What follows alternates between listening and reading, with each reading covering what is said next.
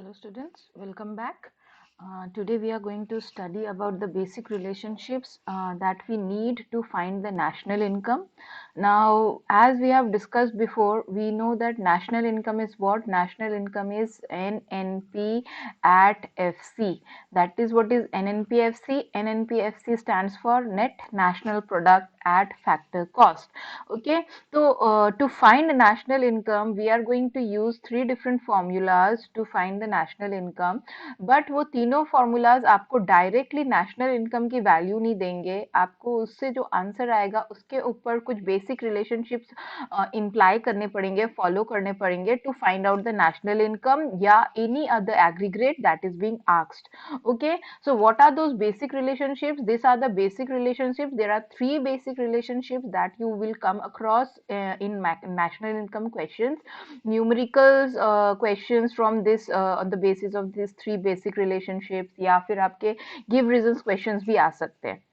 Okay, now so let's start with understanding them one by one. तो पहला हमारा basic relationship है where from gross to net.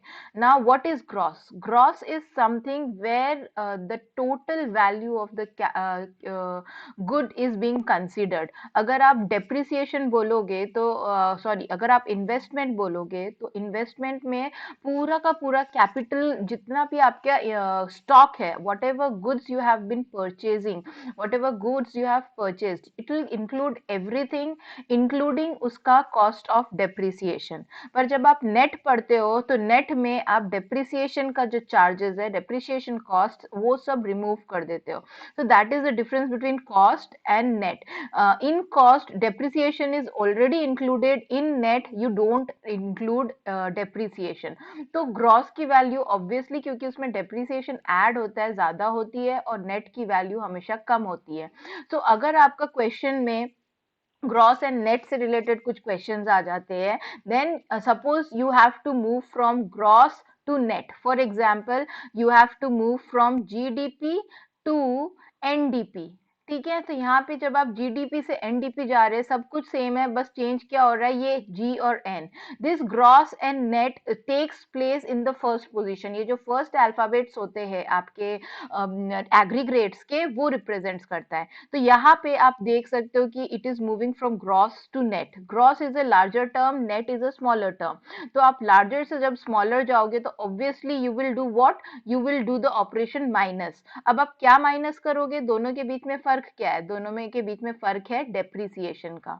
Okay, so when you move from gross to net, what do, you minus depreciation, just like this.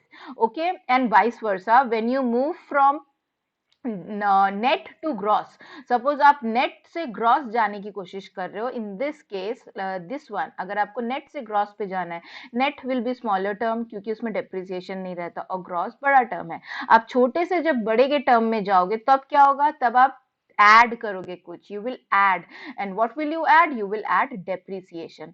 Okay, so the difference between gross and net is depreciation. जब आप gross से net जाते हो आप minus depreciation करते हो, जब आप net से gross जाते हो आप plus depreciation करते हो. Okay, now the next basic relationship is domestic and national. Now to understand domestic and national, you should know कि domestic territory क्या होते हैं और domestic में कौन कौन include होता है और national में कौन कौन include होता है. See, when we say domestic, it includes each and everyone who is within the political boundary या फिर economical boundary या geographical boundary. ठीक है, इस बाउंड्री के अंदर हर वो इंसान जो अर्न कर रहा है, जो फैक्टर इनकम्स अर्न कर रहा है, वो कंसिडर होता है. ठीक है, almost everyone who is earning within the political boundary of a country will be included in domestic. और जिसमें वो लोग भी होते हैं जो जिनका इकोनॉमिक इंटरेस्ट हमारी कंट्री के तरफ नहीं होता, जो बाहर से आए हुए, ठीक है, विदेशी लोग, जो फॉरेनर्स लोग हैं, वो भी नॉन रेसिडेंट्स जिसे हम कहते हैं, वो लोग भी यहाँ पे इंक्लूड होंगे, apart from a few exceptions which we had discussed in the class previously.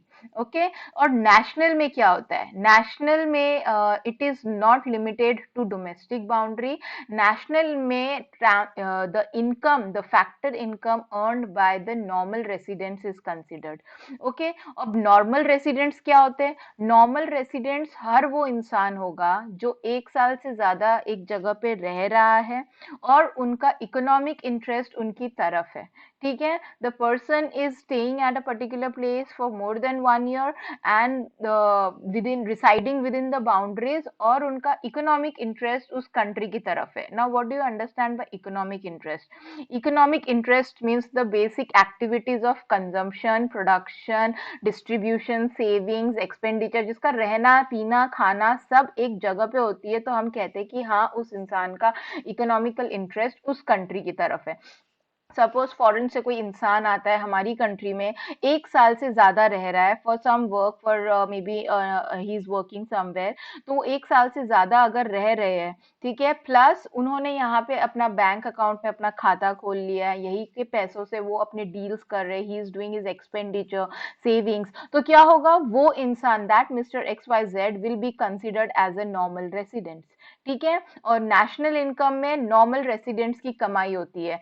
अब नॉर्मल रेसिडेंट्स जरूरी नहीं है कि सिर्फ इंडियन बाउंड्री के अंदर हो, सिर्फ पॉलिटिकल बाउंड्री के अंदर हो, ऐसा जरूरी नहीं है। Of course there are some people for our country जो बाहर जाके रह रहे हैं, ठीक है, जो विदेश में रह रहे हैं and they are earning there, अभी तक 1 साल नहीं हुआ है, वो 1 साल से कम की पीरियड्स में वो अभी भी वहां जाके अर्न कर रहे हैं, उनके जितने भी डॉक्यूमेंट्स है इंडियन डॉक्यूमेंट्स है, their PAN card is Indian, their Aadhaar is Indian, तो वो क्या हो जाते हैं, वो लोग हो जाते, अब हमारे वो लोग those Indians who are residing outside, ठीक है।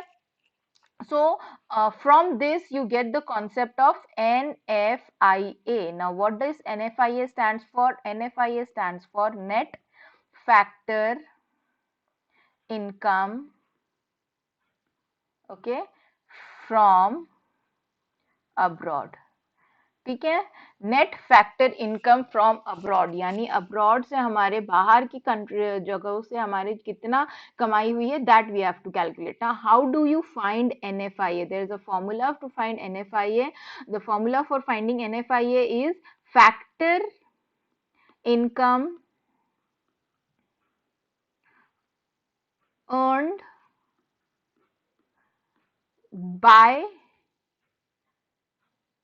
आर कंट्री, ठीक है, आर इकोनॉमी, ठीक है, या फिर इसको हम ना फ्रॉम भी कहते हैं, factor income from our country, from abroad, यानी वो लोग जो विदेश में रह रहे हैं, हमारी economy, to be precise this are those people who are staying abroad, ठीक है, ये हमारे वो इंडियंस है जो अब्रॉड में रह रहे हैं, हमारी इकोनॉमी को बिलोंग करते हैं एंड वो अब्रॉड में रह रहे हैं, तो उनकी जितनी इनकम है minus factor income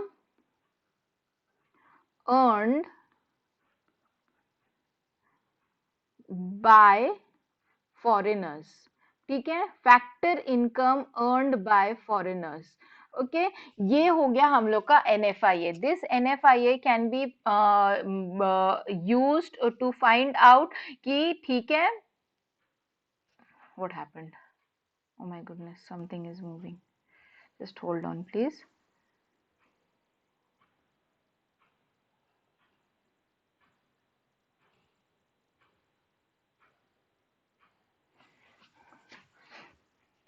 Okay, so yes, so this is net factor income earned by our economy, यानी वो इंडियंस जो बाहर रह रहे हैं माइनस जो फॉरेनर्स हमारी कंट्री में रह रहे हैं और हमारी कंट्री का खाना पीना कर रहे हैं, वो माइनस करेंगे, ठीक है। तो बेसिकली अगर उसको हम हिंदी में पढ़ने की कोशिश करें ना, तो ये यहाँ पे उन देसी लोगों की कमाई है, ठीक है, the desi people who are staying abroad, ठीक है, desi people from abroad minus videshi people को जो हम देते हैं इनकम टू द विदेशीज, ठीक है, विदेशीज को जो इनकम दी जाती है, that one part, okay. We can also write it from -2, ठीक है। इनकम फ्रॉम अब्रॉड यानी वो लोगों से कमाई जो हमारे लोग जो बाहर रहते हैं, और इनकम टू अब्रॉड यानी हम वो जो पैसा दूसरों को दे रहे हैं वो हो जाता है इनकम टू अब्रॉड। ठीक है। So what is NFIA? How do you find NFIA? NFIA is nothing but from minus two, यानी आप यहाँ फ्रॉम में इंडियंस जो बाहर रहते हैं उनकी कमाई काउंट करते हो, और टू में फॉरेनर्स जो इंडिया में रहते हैं। Okay, this is how you find NFIA. आपकी एनएफआईए की वैल्यू आ जाएगी। अब डोमेस्टिक इज छोटा concept, domestic is within the political boundary, तो ऑब्वियसली उसका कॉन्सेप्ट छोटा है। तो जब आप डोमेस्टिक से नेशनल जाओगे you will plus NFIA, and when you go from national to domestic you will minus NFIA. Okay, clear? I hope you understand. Now the next relationship and the last relationship is which one? Market price and factor cost. Okay, now market price and factor cost, इसको समझने के लिए आपको factors of production पता होना चाहिए. I hope you know what are the factors of production. ठीक है, what are the factors of production? The factors of production are everyone knows that almost: land, labor, capital, okay, and entrepreneurship skills. I'll write in short. Okay, ये है हमारे factors of production. तो कोई भी चीज को ये प्रोडक्शन में this factors of production are very necessary whatever be the production. ठीक है, तो what is factor cost? Factor cost is nothing but the cost of producing a good. एक गुड को बनाने के लिए एग्जैक्टली जितना पैसा लगा, ठीक है, लागत की खर्चा बोल रही, जितना लागत के लिए लगा, जितना उस एग्जैक्टली उस चीज को बनाने में खर्चा गया, that is known as factor cost, the price at which a good is being made, a good is being produced. ठीक है, basically it is what? A production cost. ठीक है, it is nothing but a production cost. And what is market price? Market price is the price of this good. ये जो production करने के बाद जो गुड हमने जनरेट किया, ये उस गुड पे वो सारे एक्स्ट्रा चार्जेस ऐड और माइनस किए जाते हैं जो bye the government it is imposed. ठीक है, when a good is being generated, एक गुड जब प्रोड्यूस हो जाता है, for example if you make a good x, एक गुड है एक्स, उसको आपने प्रोड्यूस किया और उसको बनाने के लिए जो फैक्टर कॉस्ट लगा वो एग्जैक्टली सपोज 10 रुपीज है। तो when you sell it in the market you don't sell it at the rate of ₹10। क्यों? क्योंकि गवर्नमेंट आपके प्रोडक्शन पे टैक्सेस लेती है। ठीक है, you have to pay GST, you have to pay manufacturers cost, you have to pay so many different kinds of other taxes, other duties. ठीक है, तो इसीलिए गवर्नमेंट क्या, ये प्राइस क्या हो जाती है, एक मैन्युफैक्चरर के लिए महंगी पड़ जाती है। तो अगर वो 10 रुपए में बेचेगा तो उसको ये टैक्सेस की कीमत अपने पॉकेट से देनी पड़ेगी। So that is why what does he do? He includes the charges which is imposed by the government into this. तो वो क्या करते हैं, वो फैक्टर प्राइस में चार्जेस को ऐड कर देते हैं। क्या ऐड कर देते हैं? वो ऐड कर देते हैं एनआईटी। जब वो एनआईटी को ऐड कर देते हैं, what do he get? He gets the market price. Okay, now try to understand what is NIT. NIT stands for net indirect taxes.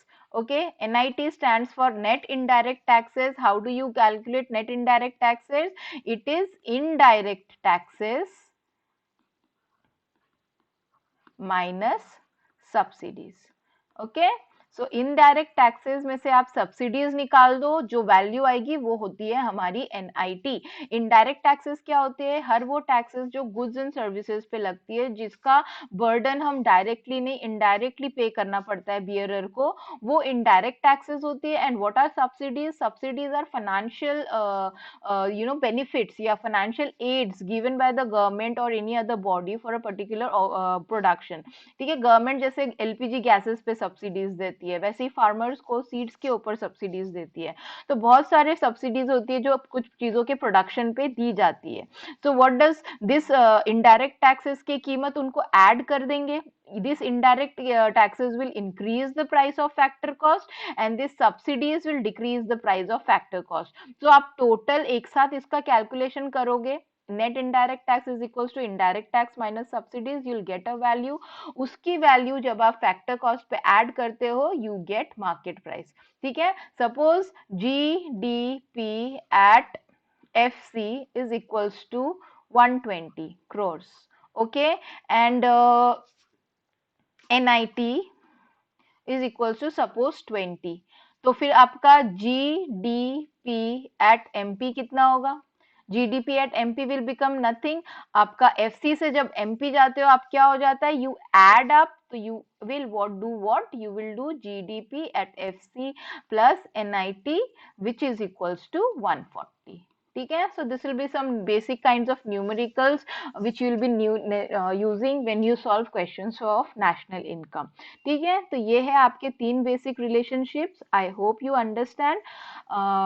Do a revision, try to solve few questions from your text book and I am sure आप लोग को ही समझ जाओगे. So that much is for today. We'll meet back in the next video. Thank you so much.